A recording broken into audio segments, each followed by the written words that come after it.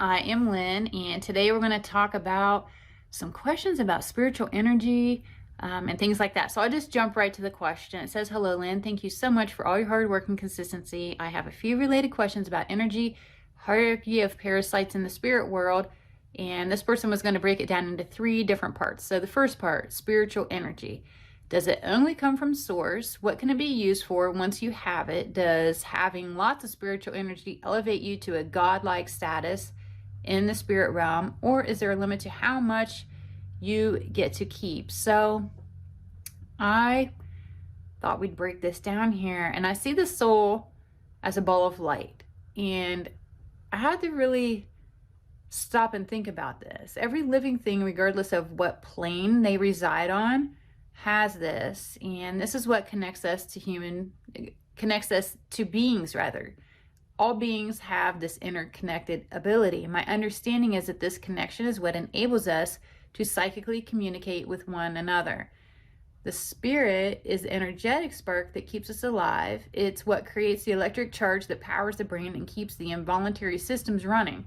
And when the soul enters the body, it creates a placeholder, but it is the spirit that actually starts the heart, starts the life. The psychic system runs in parallel to the neurological system. So when someone has a high level of spiritual energy, it often crosses over into the neurological system and vice versa, and heightens all the clairs. And what I mean by that is clairaudience, clairvoyance, clairescience, all those different clairs. They're an extension of our neurological system and our own 5 senses that we experience in the 3D world. This does come from source or God, depending on your belief system, and can be used to strengthen psychic abilities if developed rather than suppressed. So when you have that, and I believe we all do, you can develop it. It does not make you godlike. It's more of a gift from God that enables you to help others in a unique way. So for us to even think in the terms of godlike, that is pure ego, and not even that's a different reading for a different time, but that is not the frame of mind that you would want when you approach these type of abilities. I cannot resonate anything being like a source or a God, because again, that's just a huge ego term. The person would most likely block themselves or be blocked from growing if they thought of themselves as a God. It's more like a gift from God to enable you. And these gifts, you can allow them to grow. But again, you can't, they're meant to do in the greater good. They're meant to help people. And this is a personal experience that I wanted to share because I had a mentor several years ago, and she was super gifted. And she shared that when she was younger, she abused her gifts for personal gain. And when she did that, her gifts were essentially taken from her. It took several years for her to get them back. And now that she did get those gifts back, she approaches everything with respect and applies a strong ethical code. So don't abuse your gifts or get cocky with your gifts, because they can be revoked and then you have to earn them back. So the hierarchy. And I keep seeing references in the psychic readings and hypnosis sessions regarding the spirits. And this was the question that was asked as part of it, both good and bad. Supposedly, they have to consult their superiors or send energy that they collect up a chain, like spiritual pyramid scheme.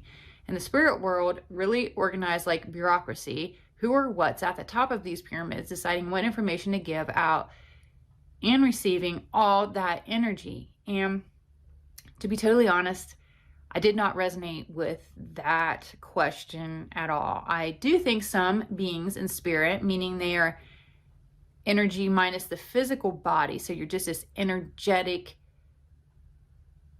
being, they have higher vibrations than others and reside more comfortably in different planes. So I do think there's different types of beings, different planes, different frequencies that they all reside in, but I don't see any kind of energetic pyramid here. If something's feeding off a person or another spirit, it's an entity that needs to be shifted if that's the way that that is happening. An entity takes the energy from themselves and it doesn't pass it along.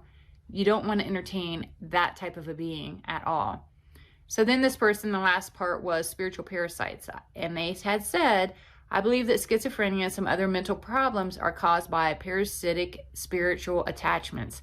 They seem to have all kinds of sneaky tricks to get consent or permission from their victim to drain their energy. And what's the point of this kind of activity? Do spirit beings need energy to survive like we need food? What happens when they're totally drained of energy? Can it die?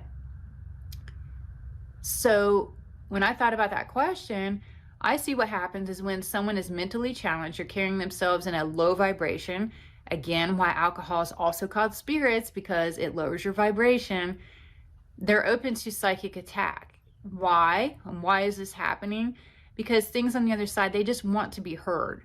When we're weakened for any reason, it makes it easier for them to basically attack and come through.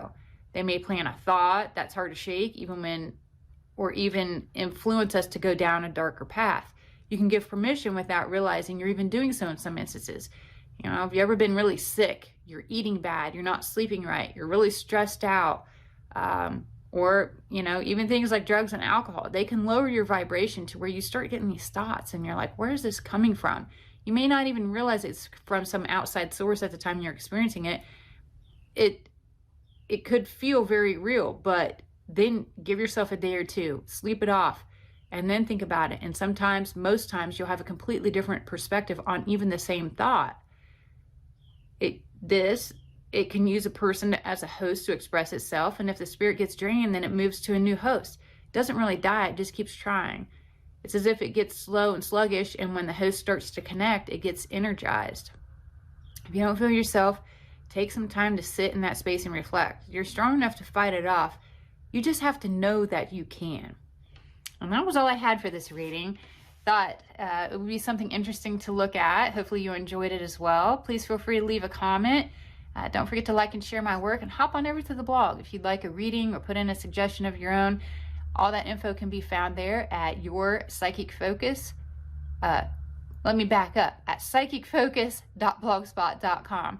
Thank you, and I'll see you in my next video. Take care.